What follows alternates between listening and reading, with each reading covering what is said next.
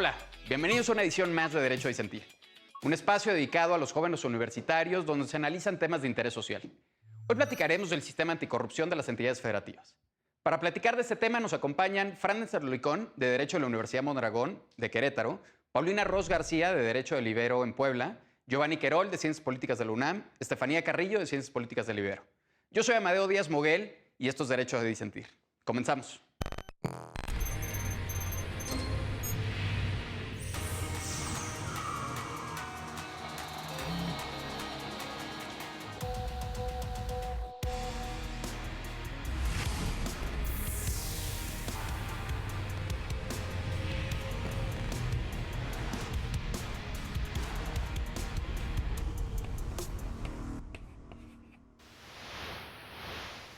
¿Qué tal? ¿Cómo están? Bienvenidos a una edición más de Derecho a Disentir. En este caso, una de nuestras primeras ediciones virtuales, que tenemos el gusto de volverlos a saludar, pues ahora sí que en buena medida en persona, al menos como la normalidad actual nos lo permite, y estamos muy contentos, no solo, digamos, de reestrenarnos en esta nueva temporada, por así llamarla, sino también de que nos acompañen integrantes de distintas universidades a lo largo del país. En este caso tendremos integrantes tanto de Querétaro como de Puebla y pues por supuesto también de la Ciudad de México. Entonces, pues muy entusiasmados de verlos de nuevo. El tema del día de hoy se trata sobre el Sistema Nacional Anticorrupción y particularmente el sistema anticorrupción de uno de los estados de la República. En este caso, la Comisión de Derechos Humanos impugnó la inconstitucionalidad de la Ley Estatal Anticorrupción del Estado de Baja California porque tenía una ligera diferencia, que no fue ligera al final del día, dada la resolución de la Suprema Corte de Justicia, con respecto a las percepciones, es decir, el sueldo, digamos, de quienes integraban en el Estado de Baja California el Comité Ciudadano del Sistema Nacional Anticorrupción. Lo que marcaba la norma en el caso estatal es que estos no recibirían ningún tipo de percepción y esto era completamente contrario a lo que establece la Ley Federal del Sistema Nacional Anticorrupción. La Suprema Corte de Justicia hizo un análisis sobre esto en términos de determinar si la cuestión federal y la cuestión estatal deberían estar completamente alineadas y en qué casos sí deberían de estarlos. Si bien hay una definición por parte de las leyes estatales en términos de la configuración de algunas cosas orgánicas y demás, en el caso de las emulaciones, las percepciones pues, de los integrantes del Comité Ciudadano, lo que determinó la Corte es de que esto no podía ser disparejo con el Sistema Nacional Anticorrupción y deberían de tener efectivamente pues, un salario las personas que integran el Comité Ciudadano. Es decir, declaró inconstitucional efectivamente la Ley Estatal de Anticorrupción. Para platicar de este tema y pues ahora sí que tanto de las diferencias y las configuraciones que existen en lo estatal, en lo federal y qué tanto deben guiarse las normas estatales con las federales, nos acompañan, como comenté, Estefanía, Giovanni, Paulina. ¿Por qué no empezamos? Pues ahora sí que con una pequeña definición de derecho. Paulina, tú que estudias derecho, cuéntanos un poco cuál es el contexto de la resolución de la Corte en esta acción de inconstitucionalidad. Claro que sí. Bueno, el contexto es que la Suprema Corte de Justicia de la Nación, en sesión del Tribunal Pleno, invalidó la disposición de la Ley del Sistema Estatal Anticorrupción del Estado de Baja California. La ley local establecía la integración del Comité de Participación Ciudadana en materia de anticorrupción de manera diversa a lo establecido en la Constitución Federal. Esto es, de acuerdo al artículo 113 de la Constitución Federal, el Comité Nacional de Participación Ciudadana no podrá ocupar durante el tiempo de su gestión un empleo o condición de cualquier naturaleza que les impida el libre ejercicio de los servicios que facilitarán y a cambio tendrán como único vínculo legal lo establecido en contratos de prestación de servicios por honorarios. Aunado a eso y adicional a eso, el Sistema Nacional establece el comité como integración por 5 ciudadanos y en contraste la ley local plantea un escenario diverso. Plantea un comité integrado por 15 ciudadanos, siendo 10 de estos de carácter técnico y 5 de carácter honorífico. La ley del Sistema Estatal Anticorrupción del Estado de Baja California prohibía que los integrantes, tanto técnicos como honoríficos, de igual forma que en el ámbito nacional, ocuparan durante el tiempo de su gestión cualquier empleo que les impidiera el libre ejercicio de los servicios. Uh-huh. Y en el caso específico de los integrantes honoríficos, la ley local prohibía que percibieran una remuneración alguna. Entonces, bueno, esto es como el contexto del asunto. Buenísimo, muchas gracias, Paulina. Franderson, tú también abogado en la Escuela de Derecho de Querétaro, ¿algo que quieras complementar de lo que acaba de comentar Paulina en términos, digamos, para tener la cancha completa jurídica de la decisión de la Corte? Así es, muchas gracias. Pues también tenemos que recordar las garantías o los derechos humanos que están plasmados en ciertos artículos de la Constitución y también hablar un poco del principio de convencionalidad. Evidentemente, al poner dentro de esta norma estatal el que solamente 5 de los miembros que son honoríficos no podían en primera recibir una remuneración a través de una prestación de servicios como los demás, pues también se les negaba el derecho al trabajo, ¿no? Entonces, algo muy importante de esta resolución que se dio por parte de la Suprema Corte es el derecho al mínimo vital y también el derecho pues a este salario o esta remuneración por las actividades realizadas y que al final buscaran una satisfacción de las necesidades y con eso pues ayudar en el tema de dignidad humana. Entonces yo creo que es muy importante mencionar el tema de convencionalidad y el tema de derechos humanos y de cómo lo plasma pues distintos artículos de la Constitución, como el artículo primero, por ejemplo, el artículo quinto o pues inclusive el artículo 123 que nos habla del derecho al trabajo. Buenísimo, muchas gracias, Franderson. Definitivamente ahí, efectivamente, los derechos humanos juegan un papel muy importante y es precisamente el derecho al trabajo el que subyace un poco en la discusión de la Suprema Corte de Justicia y las reflexiones que tuvieron cada uno de los ministros. Estefanía, cuéntame un poco, tu impresión, digamos, sobre las esferas, digamos, entre lo federal y lo estatal. ¿Cuáles son desde la perspectiva de ciencia política, vaya? O sea, en este sentido de federalismo, vaya, hablando del federalismo, de que efectivamente existen una serie de normas de carácter federal, obviamente también las existen de carácter estatal, y que las de carácter estatal tienen, digamos, la libertad justamente para atender de mejor manera a las necesidades de esa región, la configuración, digamos, de sus sistemas. Porque digo, ahí la pregunta es precisamente si se valía o no de que fuese distinto al caso de la norma federal. Esa era, digamos, una de las primeras capas de análisis que se realiza en la Corte. Entonces, de entrada, hablemos un poquito de federalismo. Cuéntanos, Estefanía. Muchas gracias, Amadeo. Primero que nada, gracias por la invitación. Y bueno, desde mi perspectiva, lo que yo considero es que en efecto los gobiernos locales se les ha dado una libertad, la cual les ha permitido desarrollarse de diferentes formas. Sin embargo, en este caso sí considero que el hecho de que por parte de la federación no les establezca estas normas, es que justo si obviamente se integran otra clase de personas y que no se les va a remunerar, pues esto se puede generar a otras prácticas, por ejemplo, de que se integren a miembros de otros partidos políticos, de ciertas banderas que obviamente les vayan dando espacios y que ellos sean los encargados probablemente de, por debajo del agua, pagarles y pues obviamente que hagan otro tipo de prácticas. Entonces yo estoy de acuerdo con lo que estableció la Corte, porque, o sea, independientemente de la libertad que se les está dando, pues obviamente esto se puede interpretar a otro tipo de prácticas. Y obviamente más porque no se les está dando ningún dinero y pues obviamente no estamos hablando como que de una práctica de unos meses como lo establece a lo mejor el INE cuando hay participación ciudadana. Esto es por varios años, entonces pues obviamente sí considero que no es prudente lo que quieren establecer en el sistema local anticorrupción de Baja California. Gracias, Estefanía. Me parece muy interesante porque justamente, digamos, pone sobre la mesa otro de los temas importantes que son los incentivos, digamos, que configura en buena medida los sueldos, pues, o sea, hacia dónde juegan un poco tus lealtades y qué restricciones tienes tú como persona cuando perteneces, digamos, a una institución.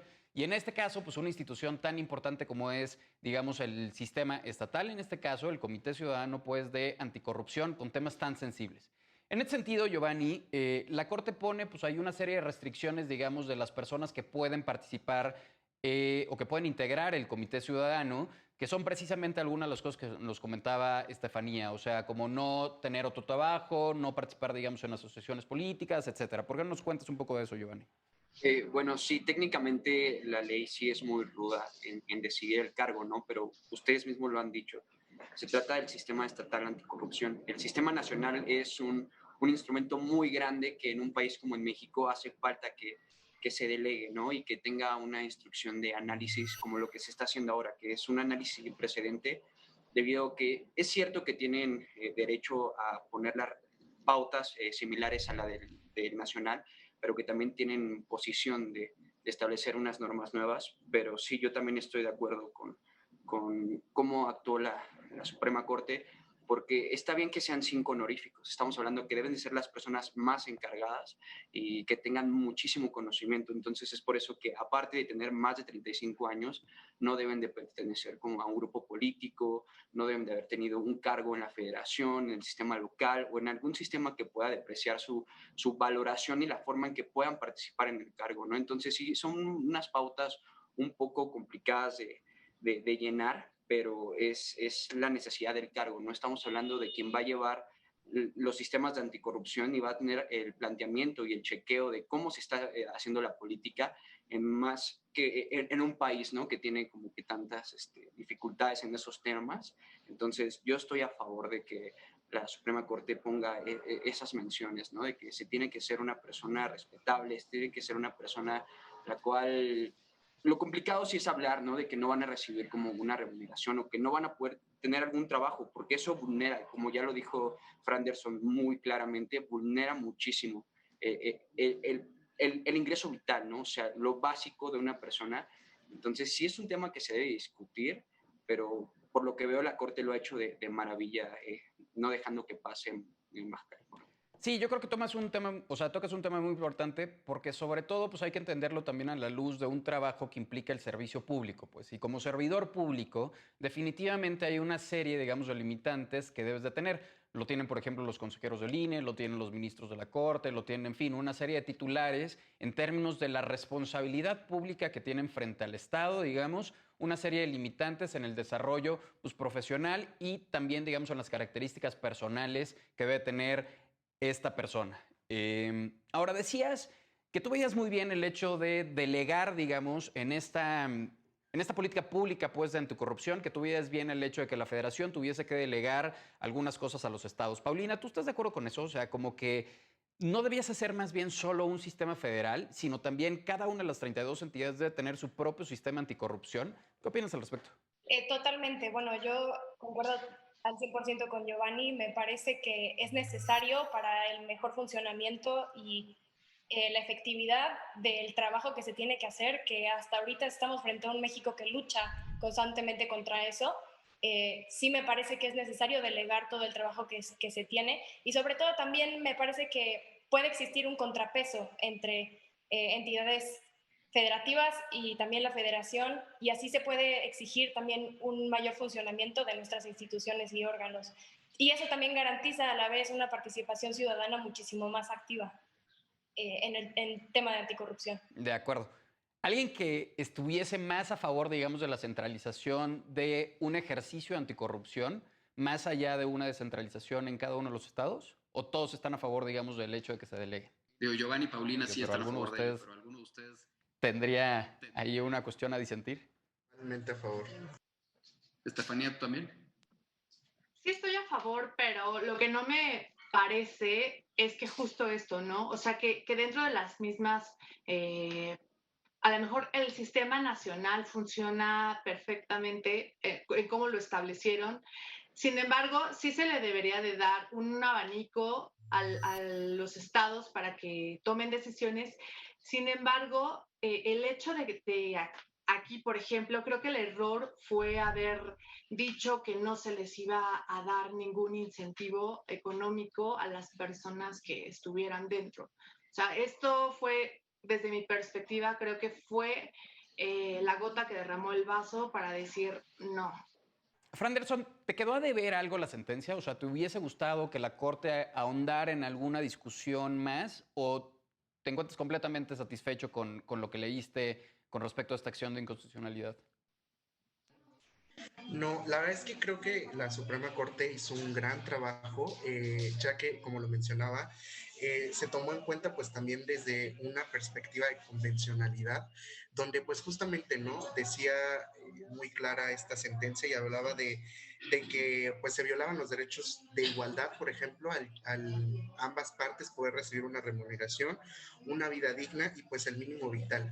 Lo que tal vez creo que la Suprema Corte pudo haber realizado o inclusive pues dentro de una modificación de los sistemas, la generación de los sistemas estatales anticorrupción, yo creo que es un poco ya en cuanto a la operación o en cuanto a la elección, por ejemplo, de los miembros de las unidades estatales o estos consejos de participación, porque, por ejemplo, no se ahondó tanto en el tema de Baja California, en un tema del artículo que decía que pues tenían que ser también personas que fueran del Estado y que también pues tuvieran una vida honrosa o que también fueran, por ejemplo, ciudadanos distinguidos, ¿no? Entonces, creo que también ahí es un tema de cómo mides quién es un ciudadano honroso o distinguido o qué características debe tener, por ejemplo, esa persona para ocupar ese puesto, ¿no? Quizás tal vez ser un poco más específico en cuanto a las características y buscar evidentemente que los perfiles sean los mejores, pero también tener un proceso operativo que permita la elección de ellos, ¿no? O sea, no caer en ambigüedades y decir, sí, pues tiene que ser un ciudadano honroso, tiene que ser un ciudadano comprometido, pero ¿cómo mides eso? O sea, ¿cómo puedes indicar que es la persona o el perfil correcto para ocupar pues este cargo?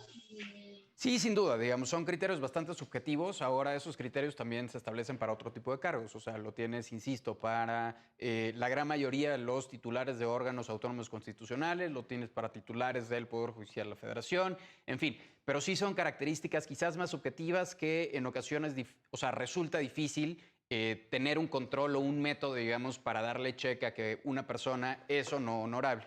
Ahora, me llama la atención también, conozco algunos comités ciudadanos que efectivamente son completamente honorarios, es decir, que no reciben algún sueldo. O sea, si no me equivoco, por ejemplo, el Comité Ciudadano para el Instituto Federal de Telecomunicaciones, quienes los integran, no los titulares, no los comisionados pues, del Instituto Federal de Telecomunicaciones, sino su comité ciudadano, no reciben ninguna percepción.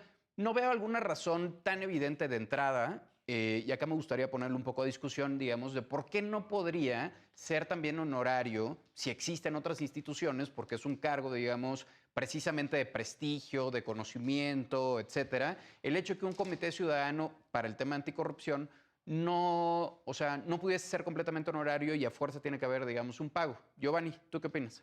Bueno, yo considero que sí debe ser honorario, o sea, sí deben de tener aunque sea una remuneración, debido a que es trabajo intelectual, o sea, de cierta forma el capital intelectual que utilizan para llegar a estos cargos es el significado el resultado de muchos años de estudio, de muchos años de preparación.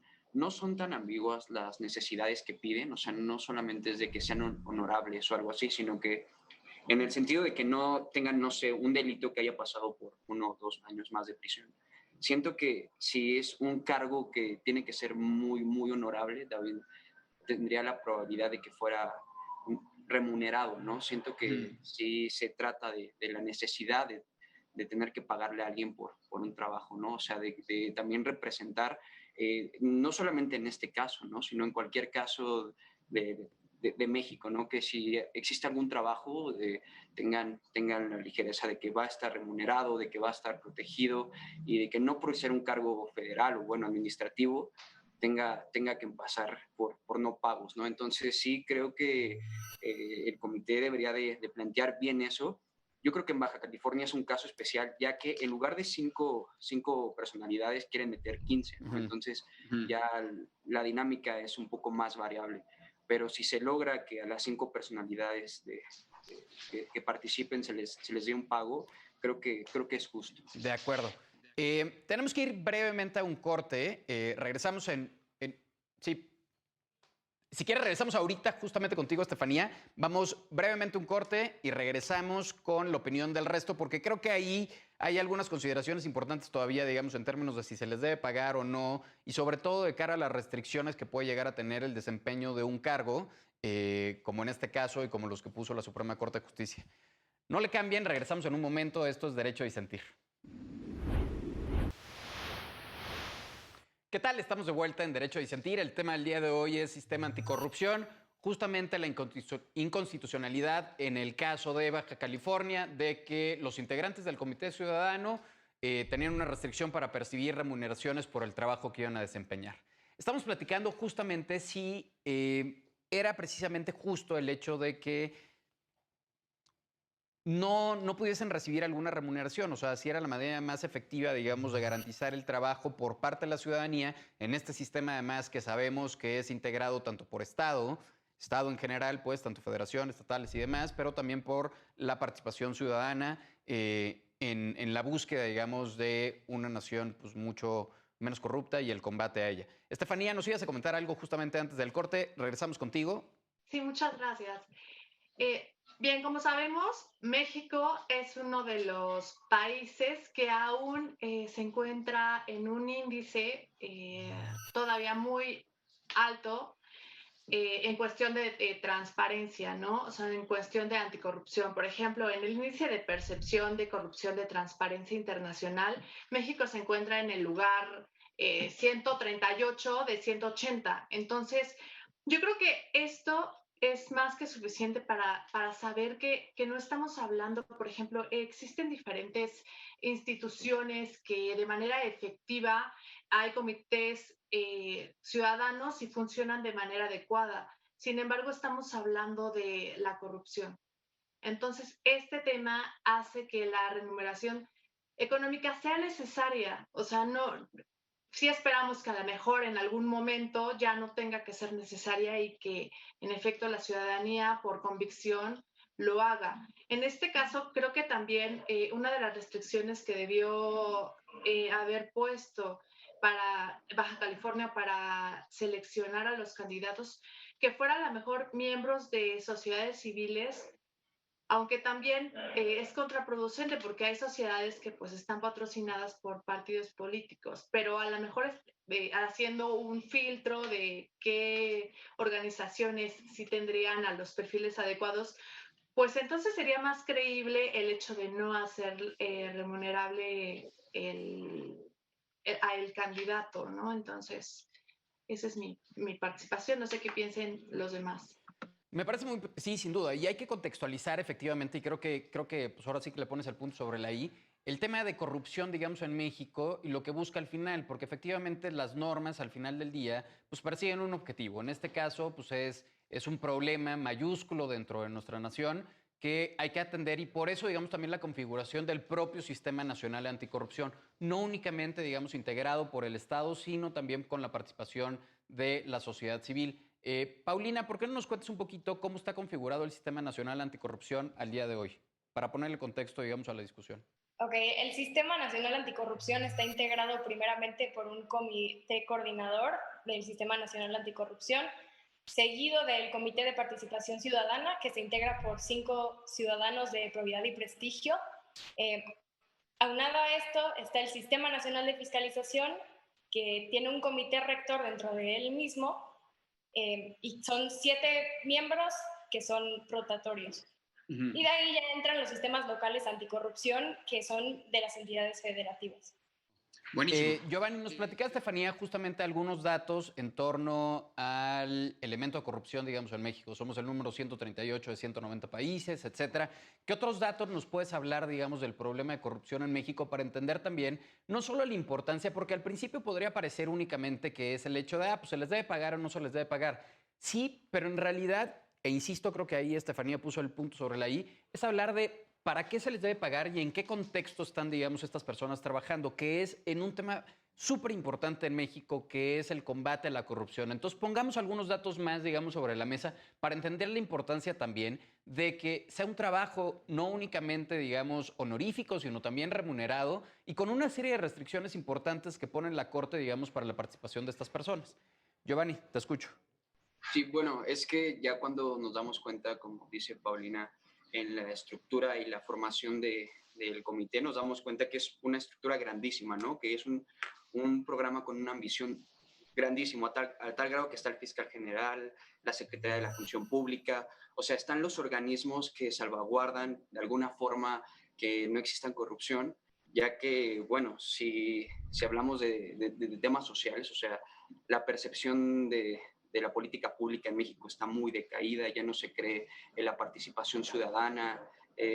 Yo creo que no es como que tan necesario citar datos duros cuando tenemos una economía que es muy variable, que tenemos un sistema político de los más corruptos. O sea, venimos de un presidencialismo bastante rudo.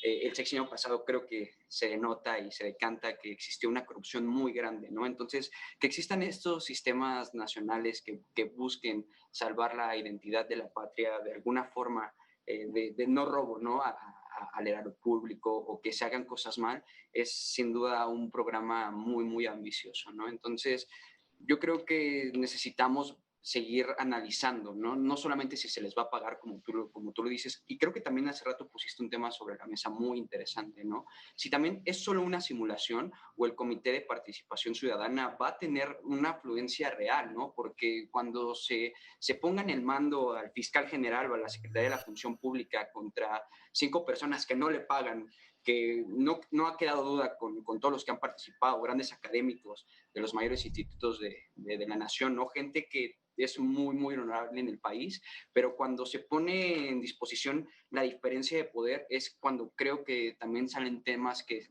deben de ser analizados, ¿no? Entonces, considero que este espacio es una plataforma de ideas que no solamente conecta a los jóvenes con un sistema que casi no platicamos, ¿no? O al menos no se ve tanto en ciencia política, de una forma de pensar qué tan importante y qué tan necesario es plantearnos por un sistema nacional, ¿no? Entonces, es un programa sin precedentes. Sí, sin duda.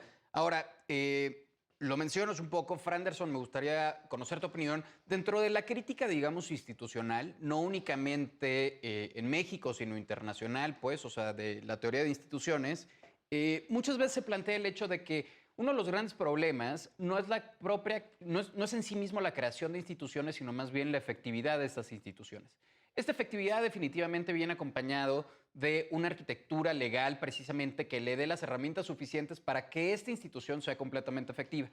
En el caso específico y aterrizándolo al sistema anticorrupción, ¿te parece que tiene los suficientes dientes, digamos, para ser una institución efectiva, más allá de tener una configuración muy robusta, como nos describió Paulina? Sí, yo creo que como toda institución nueva, todo órgano, pues es muy complejo el inicio de la operación en cuanto a poder ver la efectividad. Pero creo que evidentemente desde que se realizó esta aplicación y estas reformas para que se creara este sistema nacional y los sistemas estatales, pues ha habido un gran avance en temas de anticorrupción, ¿no? Nuestro país, pues como veíamos con varios datos que planteaba Estefanía, pues evidentemente no ocupa uno de los mejores lugares en temas de anticorrupción o de transparencia, pero yo creo que justamente este sistema nacional es una oportunidad para reforzar estos temas y como lo mencionas, yo creo que cuenta con las herramientas necesarias, pero evidentemente como todo, pues siempre hay trabajo que mejorar. Pero por el momento yo creo que sí, que cumple con su objetivo, que está viendo evidentemente avances en temas de transparencia o en temas de anticorrupción y también entender, ¿no? Que también los temas de transparencia van un poco aunados con otros temas de forma transversal, como por ejemplo los temas de mejora regulatoria en las instituciones gubernamentales, ¿no? Entonces, yo creo que sí, que es un buen contrapeso para el Estado, hablando a nivel pues, federal, estatal y municipal, la existencia de este sistema nacional anticorrupción y que pues evidentemente tiene armas para defender el tema y que los temas que pues evidentemente puedan faltar son un poco más de operatividad o un poco más de la dinámica que se puede estar llevando o sobrellevando en Pero cada en uno de términos de los estados. facultades, digamos, tú ves las facultades completamente del Sistema Nacional Anticorrupción que están ahí, que pueden ejercer y que eso va a generar efectividad. O sea, sí lo ves. Exacto, sí, sí lo veo, porque igual muchas personas podrían decir que no, porque evidentemente no hay tal vez un tema coercitivo, por ejemplo, como con algunas otras instituciones, pero evidentemente al ser órganos que son compuestos por ciudadanos también, pues evidentemente la facultad o las acciones que puedan realizar, pues son un poco más de evaluación y de seguimiento, ¿no? Y tener justamente claro ese tema, que estos órganos son para creación de vigilancia y para creación de observación, ¿no? O sea, evidentemente el tema ya de coercitividad, pues es un poco para otras instancias y que estos nos ayudan justamente con eso, con la observación, vigilancia y seguimiento. Casi siempre en el programa yo soy del interior de la República también, del estado de Chiapas. O sea, una de las cosas que siempre critico es, o más bien que siempre trato de hacerlo evidente en las discusiones, es que muchas veces pecamos de chilangocentrismo. Es decir, vemos instituciones federales, digamos, más o menos consolidadas o al menos de entrada creadas y creemos, digamos, que son simplemente con esa centralización pues, de estas instituciones va a permear completamente a lo largo de la República. La realidad de las cosas, y sobre todo quizás, al menos en mi caso, en un estado como Chiapas, es que la realidad nacional pocas veces se vive tan latentemente en los estados. En los estados estamos mucho más condicionados, digamos, como a la realidad del gobernador, del legislativo local, del judicial local, etcétera, tal. Yo creo que ahí hace falta un gran esfuerzo porque precisamente donde existen muchas veces lagunas, digamos, en términos de transparencias o mejoras, digamos, regulatorias, más que en lo nacional, definitivamente está en los estados, pero siempre prestamos muchísima atención, digamos, a las instituciones federales. Paulina, pues tú eres de Puebla. ¿Qué opinión tienes al respecto de esto? Bueno, yo estoy totalmente de acuerdo. Considero que muchas veces se da esta opinión totalmente centralista y enfocada hacia la Ciudad de México, o como que el enfoque mucho es la federación. Y justamente entrando en materia, me parece muy interesante que en el caso de Baja California, en el sistema estatal anticorrupción del estado de Baja California, ellos planteaban la integración de 15 ciudadanos del comité y 10 de ellos se iban a configurar de acuerdo a los municipios. Es decir, 2 ciudadanos por cada municipio del estado. Y me parece que eso es atender estrictamente y específicamente una necesidad estatal, por encima a lo mejor del parámetro que pone la federación, que es de 5. Y justamente es esto también. Yo pienso que no siempre lo que aplique para la federación va a aplicar para los estados. Y justamente esta es la riqueza del país, que deberíamos de hacerlo más evidente y que funcione. Ahora, en términos de representatividad, yo ahí sí tendré una pequeña crítica porque, no sé, pensemos en el estado con mayor municipios del país, que es Oaxaca, que tiene más de 520 municipios. Veo complicado, digamos, tener un comité ciudadano con 520 personas en términos de la efectividad que esto podría representar. Digo, Baja California porque tiene muy pocos municipios, digamos, incluso dada su extensión, pero creo que la representatividad ahí no es, digo, es muy fácil en un estado con pocos distritos, porque te lo hace mucho más directo, pero si aplicamos esa norma, digamos, a nivel nacional, pues resulta prácticamente inoperable, ¿sabes? O sea, Chiapas tiene 124 municipios, pues no veo a 124 pelados, ya sabes, poniéndose de acuerdo, o externando su opinión o llegando, digamos, a una solución práctica. Pero veo el punto definitivamente en el sentido de que hay que hacerlo, o sea, hay que traer la vivencia estatal, digamos, a una representación que pueda ser mucho más efectiva, más allá de las configuraciones nacionales que puedan llegar a ver, ¿no? Si es lo que Y digo, también agregándole, me parece que por eso está el número 5 de ciudadanos a nivel federal, ¿no? Claro. Porque es un número diverso que aplica para cualquier estado, y si alguien quiere ajustar de acuerdo a sus conveniencias, me parece que es muy válido, respetando justamente el federalismo. Por supuesto. De la...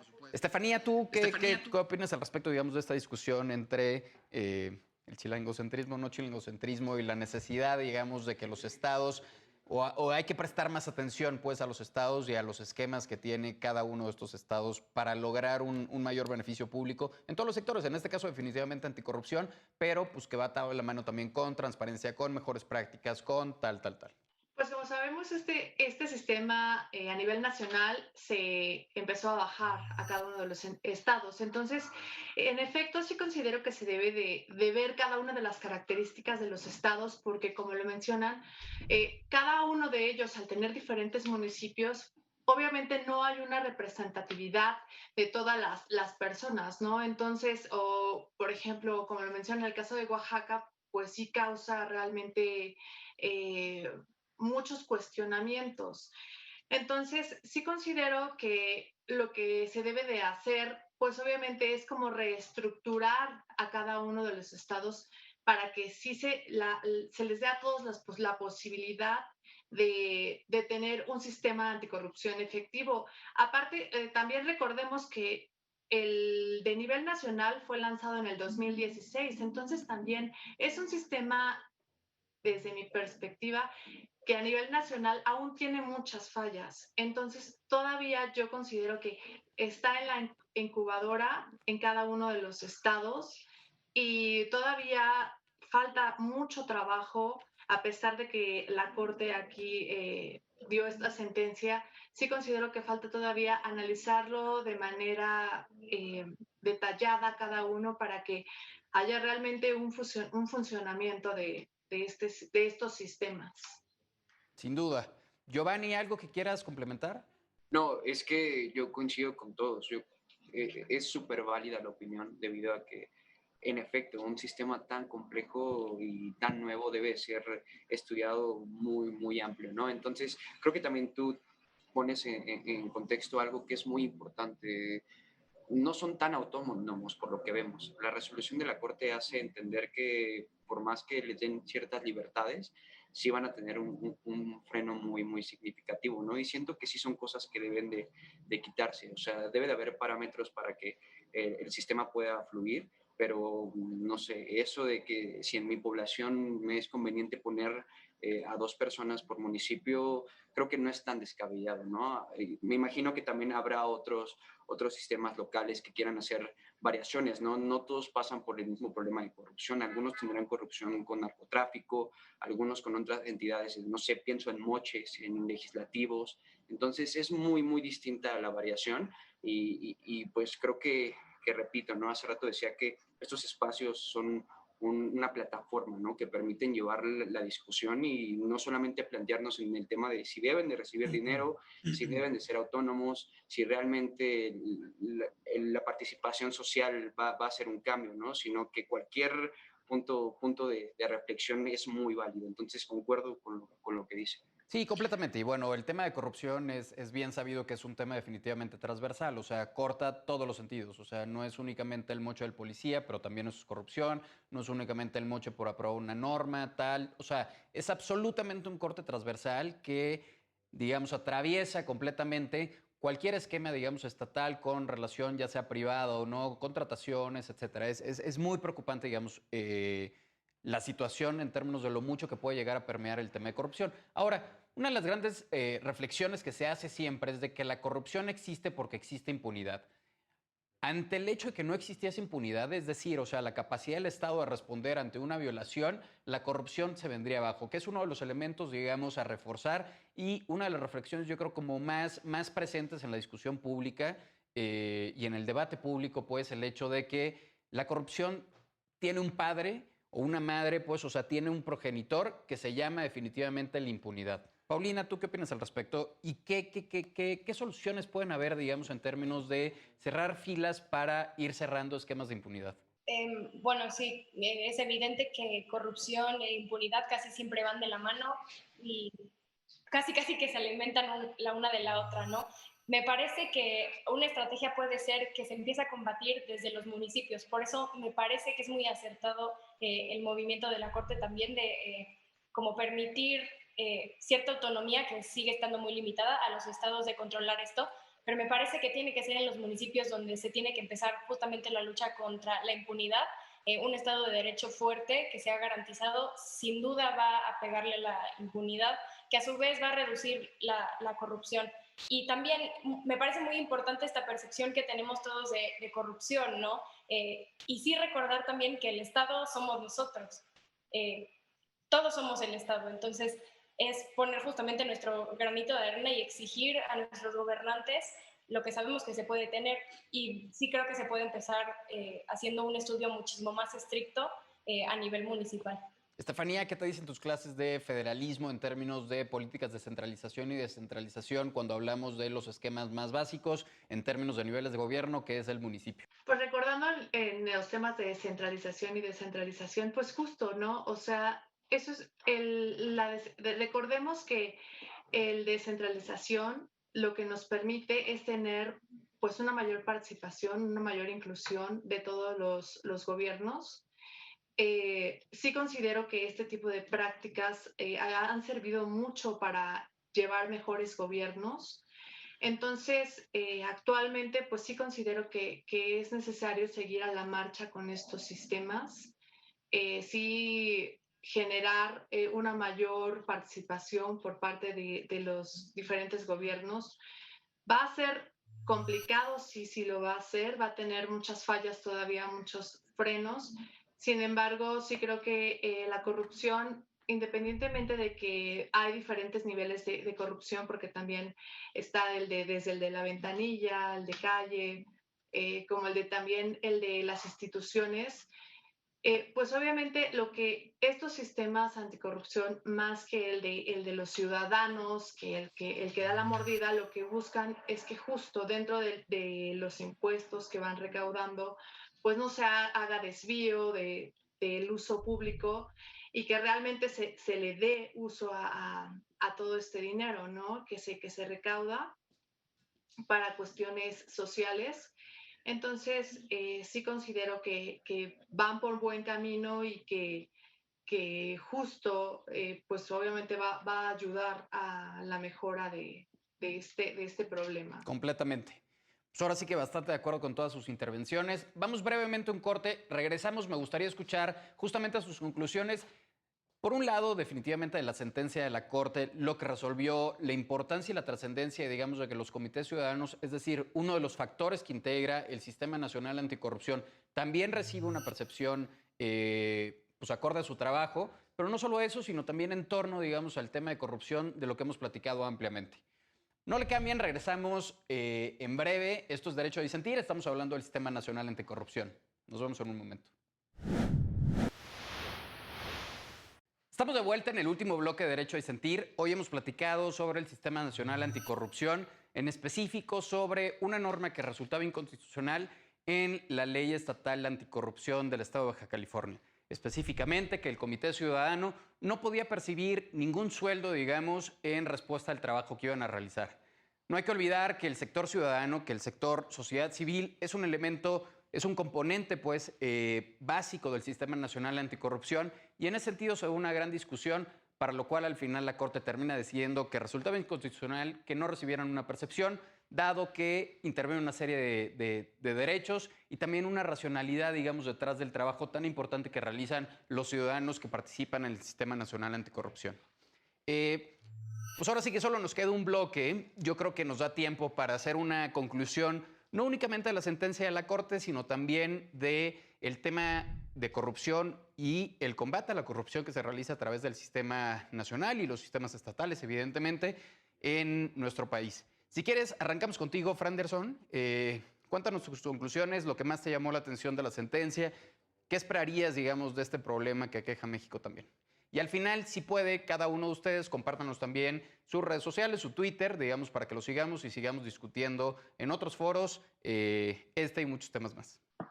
Gracias. Pues para terminar, yo creo que la primera reflexión que quiero realizar es un poco sobre los trabajos legislativos que evidentemente existen en cada uno de los estados y el cómo también influye mucho dentro de nuestra formación como abogados el que no se tomen en cuenta pues evidentemente los temas de derechos humanos, por ejemplo, los temas de convencionalidad, ¿no?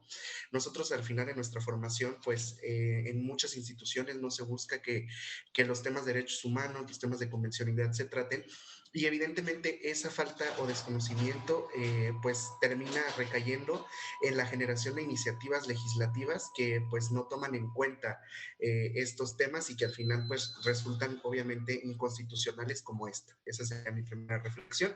Entonces invitaría que pues también nosotros como próximos pues abogados pues busquemos evidentemente esta formación y busquemos estudiar evidentemente sobre derechos humanos y sobre convencionalidad.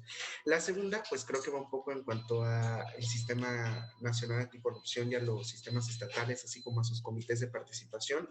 Yo creo que evidentemente es muy importante el que se pueda reforzar y se continúe reforzando el Sistema Nacional Anticorrupción y que también pues se haga de una forma un poco más específica en los estados, buscando y viendo evidentemente, como mencionaban mis compañeros, y atendiendo a las características de cada uno de los estados, de las necesidades, Y yo creo que también resulta bastante importante continuar en la búsqueda de la participación ciudadana, ¿no? Evidentemente, estos órganos, estos comités, pues son un contrapeso para las acciones gubernamentales y, como yo lo decía también, en la búsqueda de la evaluación y seguimiento de políticas públicas y de acciones gubernamentales, por lo que creo que se tiene que continuar con estos esfuerzos y en la búsqueda de aumentar esta participación, siempre buscando la representatividad y siempre buscando pues también la sectorización.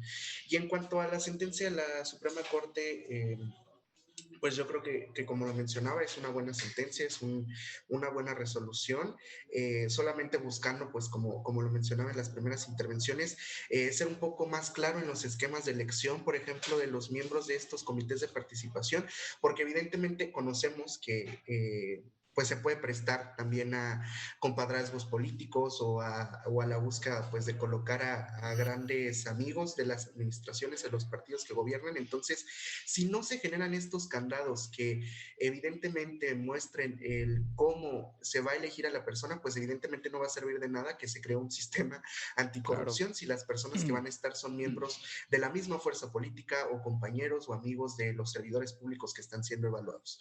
Entonces, yo reforzaría esto, la búsqueda de apoyar el sistemas de operación que evidentemente marquen la elección y que no se presten a malos entendidos, ¿no? Porque no podemos hablar de un sistema anticorrupción si dentro de él, pues evidentemente se va a prestar a estos, pues, compadrazgos también. Entonces, solamente creo que hace falta reforzar eso, el método de elección y el ver cómo es que van a ser elegidos cada uno de los representantes que formen parte de estos comités. Y pues en mis redes sociales me pueden encontrar en Twitter como @barcenaslicón y en Instagram como @lifranders. Buenísimo, Franderson. Muchísimas gracias. Pues nos quedamos con eso definitivamente, no únicamente la importancia de la existencia de instituciones como el Sistema Nacional Anticorrupción, sino también cuidar el método de selección, porque al final del día, y esto hasta Duverger lo diría, o sea, las instituciones se componen de personas, entonces no hay que desatender precisamente cuáles son estas personas, digamos, que integran estas instituciones que sirven un propósito de Estado. Estefanía, danos tus conclusiones, qué es lo que te llamó más la atención, tanto de la sentencia como de la discusión el día de hoy. Bien, pues a manera de conclusión, lo que yo pude reflexionar es que justo México, al ser un país que ha transitado por diferentes formas de gobierno y ahora como un sistema federal, pues lo que busca esto es generar diferentes mecanismos que se incluyan para que obviamente mejore el país, el funcionamiento de cómo se toman las decisiones, el gobierno y la participación ciudadana, que hoy más que nunca es esencial para la vida pública. Entonces, considero desde este punto de vista que sí se debería de aumentar el número de personas. Eso fue lo que me llama la atención, que a nivel federal, pues obviamente únicamente son 5 personas. Sí considero que debería de ser una mesa más grande, que obviamente todos tengan la oportunidad de participar, porque estaba viendo que también había restricciones en justo en la toma de decisiones internas de los sistemas anticorrupción a nivel local. También no hay una balanza, o sea, todavía no hay contrapesos en lo que pude observar en la sentencia. Y bueno, considero que vamos encaminados en un buen camino. La Suprema Corte creo que tomó una buena decisión en esta sentencia y creo que hoy más que nunca tiene que tener vigilados a todos la creación de todos los sistemas, porque creo que esta es una oportunidad para México para que al fin se cree un sistema que no sea nada más una ventana, un fantasma, o sea, que nada más sea un adorno más, o sea, que realmente exista la efectividad, la eficacia en la toma de decisiones respecto a que si internamente van a ser juzgados ciertos políticos. Entonces, pues eso fue lo que yo concluyo y pues muchas gracias. Me pueden encontrar en redes sociales, en Facebook como Estefanía Carrillo Sandoval y en Twitter como @Estefanía Carrillo. Muchas gracias. Muchísimas gracias a ti, Estefanía. Definitivamente yo creo que pusiste grandes puntos importantes sobre la mesa a discutir, que es precisamente pensar el propósito que sirve esta gran institución que es el Sistema Nacional Anticorrupción, cómo cuidarlo y cómo hacerlo mucho más efectivo. Giovanni, tus conclusiones, por favor. Bueno, las conclusiones iniciales es que el Sistema Nacional es una muy buena plataforma, debe de ser cuidada, debe de seguir en funcionamiento, es nueva y por ende es muy, muy vulnerable a la crítica y creo que es buena la crítica, creo que se puede consolidar una plataforma que realmente permita la transparencia, el acceso a la información, el bloquear la corrupción. Entonces, considero que sí es una plataforma muy, muy buena. En segunda, lo que hablamos del término, creo que sí debe ser remunerado de cierta forma, bueno, no desperdiciar, sino estar 5 años de tu vida y que no te paguen o que no tengas la oportunidad de estar en tu trabajo, creo que sí es complicado. Creo que también eso segmenta un poco más las personas que puedan entrar, ¿no? O sea, siento que eso es una piedra muy, muy grande para personas que no tengan un sustento económico muy, muy fuerte, ¿no? Y eso pone muchos candados y blinda la participación real. Como otra, siento que también es un tema legislativo, es descentralizar un poco el poder, ¿no? Claro. Vamos a buscar la forma en que el federalismo ya no se meta tanto, ¿no? Que en México es un programa muy, muy complejo, ¿no? Debido a que vivimos en un federalismo y un centralismo muy fuerte, ¿no? Entonces, si empezamos a descentralizar, otorgamos más poder, delegamos realmente el poder, creo que se puede hacer una buena acción, porque si solamente das participación y no delegas poder, estás haciendo una simulación. Entonces, eso es complicado, eso es algo que tenemos que cambiar, pero creo que es una unidad muy buena y que estén los ciudadanos, que sean parte de él, es algo que se debe apreciar, ¿no? Porque México también se consideraba como un país como un índice democrático muy, muy leve, ¿no? Entonces, permitirle a cualquier persona que esté a cargo de la revisión y que pueda realmente incursionar y que tenga la facultad para poder hacer un cambio es muy grande, ¿no? Entonces, me voy de la plática con muy buenos argumentos de parte de todos ustedes. Me voy muy contento al saber que existen plataformas que puedan difundir un sistema que pueda hacer un cambio, ¿no? En redes sociales me pueden encontrar igual como yo Querol en Twitter o Giovanni Querol en cualquier otra. Buenísimo, Saludos. Giovanni. La verdad es que me quedo con esa gran frase que te acabas de echar, que delegar participación sin delegar poder en realidad es una ficción, definitivamente. O sea, por eso hay que capacitar y darle herramientas precisamente a esa participación, insisto, para hacerlo algo efectivo. Muchísimas gracias por tu participación. Terminamos contigo, Paulina, una breve reflexión sobre la discusión del día de hoy. Cuéntanos. Sí, claro.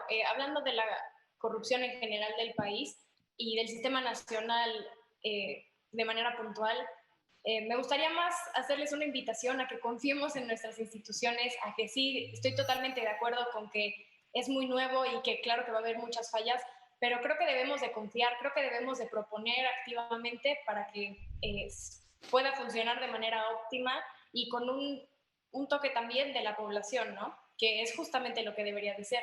En cuanto a la inconstitucionalidad, yo considero que radica en una violación del derecho al salario mínimo y este a su vez también ataca un derecho a la vida digna.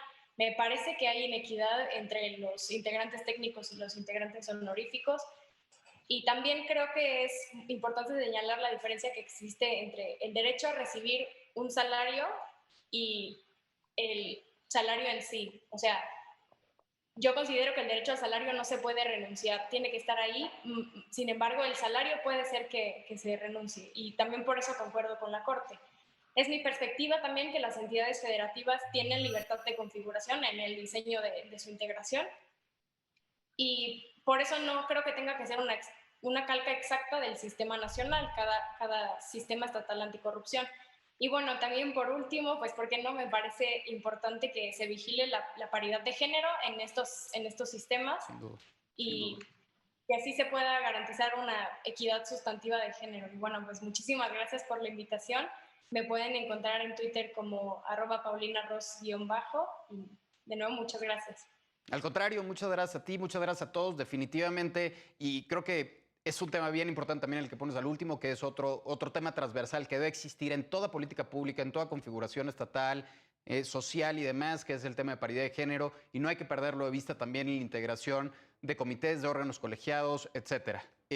Yo creo que ha sido una gran plática el día de hoy, muchos elementos importantes sobre un problema quizás de los más importantes que vivimos en México.